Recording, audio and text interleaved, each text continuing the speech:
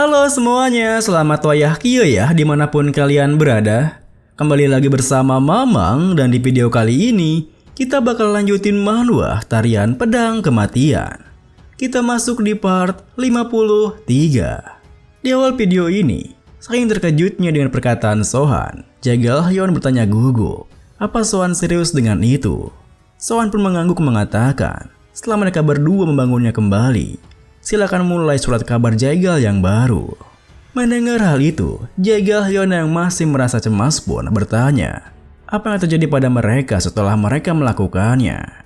Sohan tersenyum menekankan, ia akan membunuh mereka berdua. Tentu saja, perkataannya itu membuat Jae-gal Hyeon dan juga Jae-gal-tan tersentak kaget. Hingga Sohan pun menghela napasnya melanjutkan. Ia akan membiarkan mereka pergi kalau mereka setuju untuk membangunnya kembali. Jika mereka tidak setuju, ia akan memaksa mereka tinggal di tempat ini untuk menghentikan kultus demoni.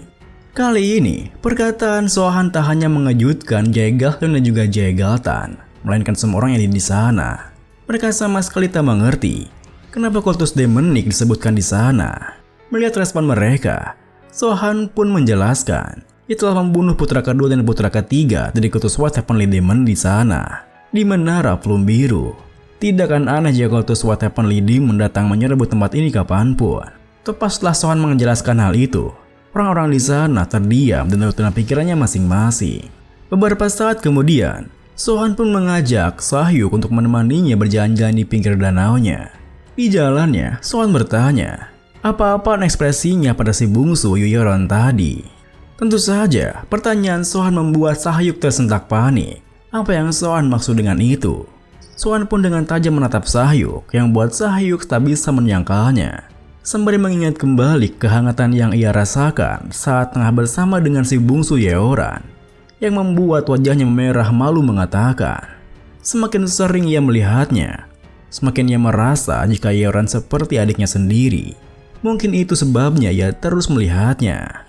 Melihat tingkahnya seperti itu, dengan wajah seriusnya Sohan mengatakan, ia tidak akan membiarkannya bermain-main dengan wanita. Tentu saja, jika Sahyuk dan Yeoran saling menyukai satu sama lain, tidak ada alasan baginya untuk menghalanginya. Namun, apakah Sahyuk merupakan seorang pria yang mampu bertanggung jawab atas seorang wanita atau tidak? Itu adalah persoalan lain. Mendengar hal itu, Sahyuk yang mulai merasa murung pun menyangkalnya. Sohan mungkin berpikir terlalu jauh. Bukan berarti hubungan mereka sudah dimulai atau semacamnya. Tapi ia paham apa yang Sohan khawatirkan. Terlebih, Yeoran masih belum mengetahuinya. Sohan pun menekankan, mana mungkin Yeoran tidak mengetahuinya. Apa Sahyuk pikir dia bodoh? Jika Sahyuk terus menetapnya seperti itu, sepanjang jalan dari Chaeyoung ke Chang'an, tentu saja dia akan tahu. Seketika itu juga wajah Sahyuk memerah. Meski awalnya ia terkejut, perasaannya kini semakin meledak-ledak, yang buatnya mengatakan, jika Yeoran menerima lamarannya, ia akan mengurusnya seumur hidupnya. Dan tiba-tiba membicarakan pernikahan begitu. Berapa banyak yang anak yang harus ia punya ya? Gaya apa yang harus ia lakukan nanti?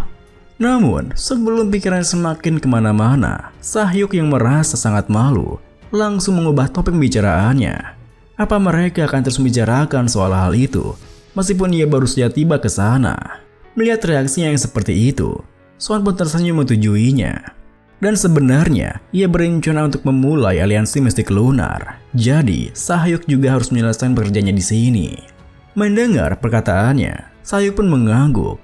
Ia juga sudah mendengar soal mistik lunar itu.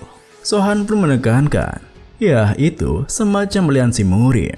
Sahyuk yang merasa aneh pun mengiyakannya. Hanya saja, Sohan mengatakannya dengan sangat biasa, seolah-olah hanya akan membangun sebuah penginapan atau semacamnya. Mendengar hal itu, Sohan pun tak bisa menahan tawanya. Meski begitu, Sohan merasa khawatir pada Chaeyoung. Ia mendapat banyak bawahan belakangan ini. Sekarang bukan cuma ada Pakseon ortodoks Shenyang, tapi juga ada Chang'an, Hanzhong, Gansu, dan bahkan Sichuan. Semuanya dipenuhi dengan para ahli. Meskipun ia ingin menempatkannya di posisi yang tinggi, ia khawatir tentang apakah Sahyuk bisa mampu menangani orang-orang ini dengan kemampuannya atau tidak. Ia bahkan tidak bisa tidur belakangan ini. Bahkan, ketua organisasi Great Dragon, Lim Ha-sung pun akan sulit ia hadapi. Masih banyak yang lebih kuat dari dirinya juga. Mendengar hal itu, Sahyuk pun menunduk murung hingga Sohan langsung menyemangatinya. Jika Sahyuk itu masih muda dan bisa menjadi lebih kuat lagi. Seketika itu juga, Sahyuk mengerti maksudnya jika Sohan memanggilnya ke sana untuk menginspirasi dirinya. Oleh karena itu, ia akan melakukan yang terbaik untuknya. Sohan pun tersenyum menekankan, Sahyuk harus bekerja dengan keras. Karena kalau Sahyuk tidak bekerja dengan keras, ia mungkin akan mengirimnya ke puncak gunung yang tinggi. Sebuah tempat yang benar-benar keras.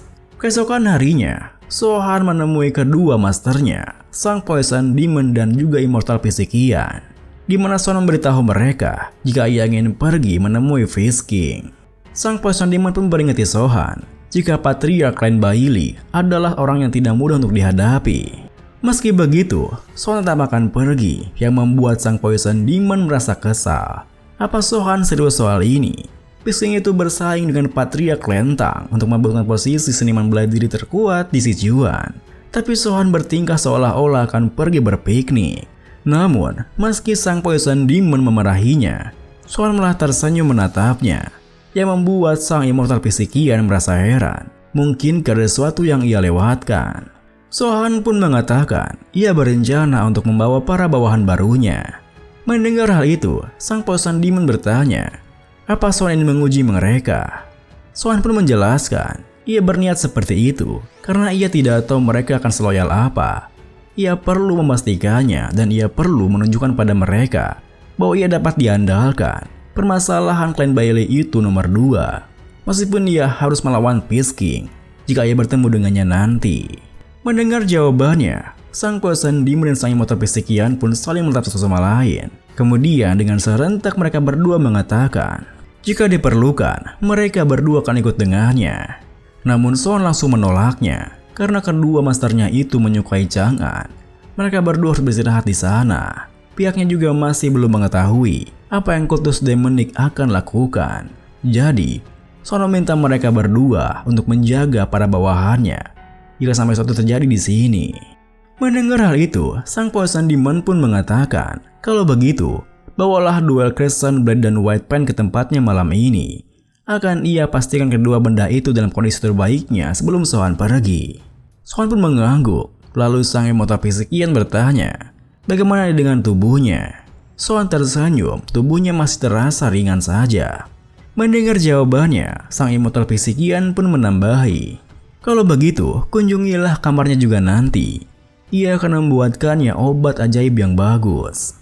Sohan pun berterima kasih pada mereka berdua dan langsung berpamitan pergi dari sana. Setelah kepergiannya, Sang Poison Demon dan Sang Immortal Physikian tersenyum melirik keras satu sama lain, di mana Sang Poison Demon mengatakan murid mereka sudah jauh berkembang, sampai-sampai akan pergi bertarung melawan Fish King. Ia tak bisa membedakan apakah Sohan memang sudah berkembang ataukah dia cuma bodoh saja. Sang Immortal Physikian pun menyetujuinya. Tapi ia yakin Sohan akan baik-baik saja karena Sohan selalu melakukan yang terbaik. Malam lusanya, Sohan yang telah berangkat memimpin rombongan anak buahnya memutuskan untuk berkemah di hutan yang mereka lewati. Beberapa saat kemudian setelah menyalakan api unggunya yang untuk menghangatkan tubuh mereka, para petinggi bawahannya duduk melingkar mengelilingi api unggunya. Meski begitu, mereka semua sama sekali tidak mengobrol ataupun bercanda, hanya terdiam di tempatnya. Hal itu pun membuat Sohan memberitahu Haryu jika suasananya terlalu hening. Mendengar hal itu, Haryu pun mengatakan, bolehkah ia menceritakan sesuatu yang menarik? Sohan pun tersenyum mempersilahkannya, yang membuat Haryu melangkah maju menatap para petinggi di sana lalu mulai bercerita. Ia cukup terhibur dengan wajah-wajah para pemimpin yang ada di sana. Pertama, lihatlah wajah pemimpin Bak Igyol. Ekspedisi Clan Bailey saat ini terasa menyiksa baginya. Itu karena cuma pasukan Paksun Ortodoks Guangyuan saja yang ikut dalam perjalanan ekspedisi ini. Di lubuk hatinya, dia pasti ingin membunuh pemimpin aliansi dan sang Black Prince, pemimpin dan Cheonju. Saat ini merasa sangat kesal, itu karena dia selalu hidup dengan pemikiran bahwa dia bukanlah tipe orang yang akan bekerja untuk orang lain, tapi dia malah akan pergi mendekati Clan Bailey di bawah perintah pemimpin aliansi. Dia membuat ekspresi yang mengatakan bahwa dia penasaran apakah jika Sa Jinpyong, Mak Igyol, Song Jong-ho, Nam Chul-woo, dan Tae Samyong menyerang bersamaan, mereka dapat membunuh pemimpin aliansi atau tidak. Tapi masalahnya adalah pemimpin Mak Igyol tidak punya niatan untuk menyetujuinya. Dan karena pemimpin Mak tidak akan ikut serta, sepertinya para pemimpin yang lain juga menunda pilihan mereka. Pemimpin Tae Samyong dan Sa Jinpyong masih belum menunjukkan niatan mereka. Pemimpin Nam Chul-woo menunjukkan sikap positif terhadap pemimpin aliansi. Lalu, ketua Song Jong-ho dan pemimpin Chon Moo-jong terlihat masih ragu. Mereka berencana untuk terus mendengarkan pemimpin aliansi. Atau mereka berpikir bahwa semua ini hanyalah sebuah trik supaya mereka terlihat seperti tidak sedang merencanakan suatu pergerakan yang bergabah. Jadi, dalam perjalanan ini, pemimpin dan Cheon-yu sekali lagi telah sepakat dengan pemimpin Mak Igyol, mengatakan bahwa Peace King jauh lebih kuat. Sepertinya pemimpin Dan tidak mengetahui fakta bahwa Mak Igyol tidak dapat melakukan tindakan yang gegabah karena dia telah menelan racun dari pemimpin aliansi. Dengan begitu, semua orang tenggelam dalam kontemplasinya masing-masing, dan keheningan pun terus berlanjut hingga mereka mencapai tempat ini. Mendengar semua perkataannya, dan Cheon-yu yang tidak setuju dengannya langsung menyanggahnya, padahal hanya sekedar pelayan. Tapi arogansinya itu sungguh berlebihan. Mak Igyol pun menambahi, namanya Lee Haryu kan, delusinya terlalu ekstrim. Namun di tengah ketegangan itu, tiba-tiba saja Sohan tertawa terbahak-bahak yang tentu membuat semuanya merasa kebingungan. Meski begitu, Haryu bertanya padanya, apakah itu tadi cerita yang menarik? Sohan pun memujinya jika ceritanya bagus sekali. Mendengar pujian Sohan padanya, dan Cheon-yu pun bertanya, apakah Sohan percaya kata-kata Lee Haryu tadi? Sohan pun menjawab acuh yang membuat Dan Cheon-yu mengatakan dia tidak bisa berbuat apa-apa jika Sohan mempercayainya. Tapi ia rasa orang-orang yang disebutkan tadi perlu bertanya tentang apa yang membuat mereka merasa penasaran juga. Kenapa mereka mencoba untuk menerobos masuk ke klan Bailey, sebuah pertarungan yang tidak ada kesempatan bagi mereka untuk memenangkannya. Dan formasi ini dibandingkan dengan formasi lainnya. Mendengar hal itu, Sohan pun balik bertanya, apakah Dan Cheon-yu merasa cemas? Perkataan Sohan membuat Dan Cheon-yu sempat terdiam berpikir. Entah bagaimana Sohan menunjukkan rasa hormat padanya di awal. Tapi sekarang, Sohan secara gamblang merendahkannya. Dan Cheon-yu pun menekankan, bukankah ini sama saja dengan Sohan akan menuntun mereka ke kematian? Sohan pun menghela napasnya lalu bertanya, apa yang lainnya juga berpikir sama dengannya.